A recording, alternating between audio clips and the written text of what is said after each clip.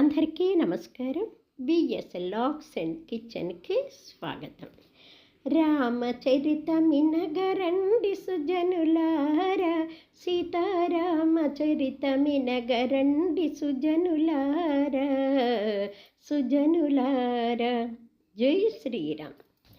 24,000 శ్లోకాలతోటి మహర్షి వాల్మీకి రచించినటువంటి రామాయణాన్ని గేయ రూపంలో చెప్పటానికి ప్రయత్నం చేస్తున్నాను. మీ యొక్క ఆశీస్సు అండదండ వలన బాలకాండ, అయోధ్యకాండ చెప్పి ఇప్పుడు అరణ్యకాండ చెప్తున్నాను. మీ యొక్క ఆశీస్సులు ఆదరణ ఇలాగే ఉండాలని, మన ఛానల్ని కాస్త ఆదరించమని మనసారా కోరుకుంటూ, సీతారామ లక్ష్మణులు గంగానదిని దాటి ఆ నదీ తీరం వెంబటి నడుచుకుంటూ వాళ్ళు సాయంత్రానికి ఒక చెట్టు నీడకి చేరారు. ఏదో దొరికిన పండ్లు తిన్నారు, కాస్త విశ్రమిద్దామనుకునేసరికి అయోధ్యలో జరిగిన సంఘటనలే గుర్తుకు రాసాగే వాళ్ళకి. బయలుదేరేటప్పుడు కౌసల్య సుమిత్ర పడ్డ బాధ, బ్రాహ్మణోత్తముల చేత ఆమె ఇచ్చినటువంటి ఆశీర్వచనాలు, అలాగే విశల్వకరణి అనే ఔషధాన్ని అభిమంత్రించి కొడుకులకి రక్షణగా కట్టడము, ప్రేమగా దగ్గరకు తీసుకొని క్షేమంగా వెళ్ళిరండి నాయన, జాగ్రత్త, దేవతల యొక్క అనుగ్రహము, ధర్మం యొక్క రక్షణ కూడా మీకు ఉంటుంది. ఎందుకంటే ధర్మ మార్గాన్ని మీరు పయనిస్తున్నారు కాబట్టి ధర్మమే మీకు రక్షగా ఉంటుందని ఆ తల్లి ఆశీర్వదించడం గుర్తు చేసుకున్నారు వాళ్ళు.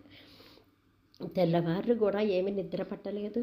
చీకటి, అరణ్యము, ఏ నుంచి ఏ జంతువు వస్తుందో అని భయపడుతూనే ఎలాగో మోగన్నగా నిద్ర పట్టింది. తెల్లవారు లేచారు, మళ్ళీ స్నానాదులు పూర్తి చేసుకొని దొరికిన పండ్లు తిని సంధ్యావంతనం వచ్చేసుకొని మళ్ళీ నడక మొదలుపెట్టారు. సాయంత్రానికి గంగా యమునల సంగమమైన ప్రయాగకు చేరిరి, గంగా యమునల సంగమమైన ప్రయాగకు చేరిరి, భరద్వాజ ఆశ్రమానికి చేరుకొనిరి, భరద్వాజ ఆశ్రమానికి చేరుకొనిరి.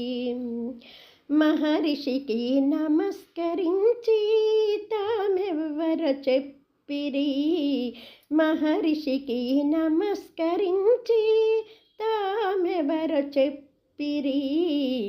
అరణ్యాలకెందుకొచ్చిరో వివరించిరి, అరణ్యాలకు ఎందుకొచ్చిరో వివరించిరి, అరణ్యాలకు ఎందుకొచ్చిరో వివరించిరి.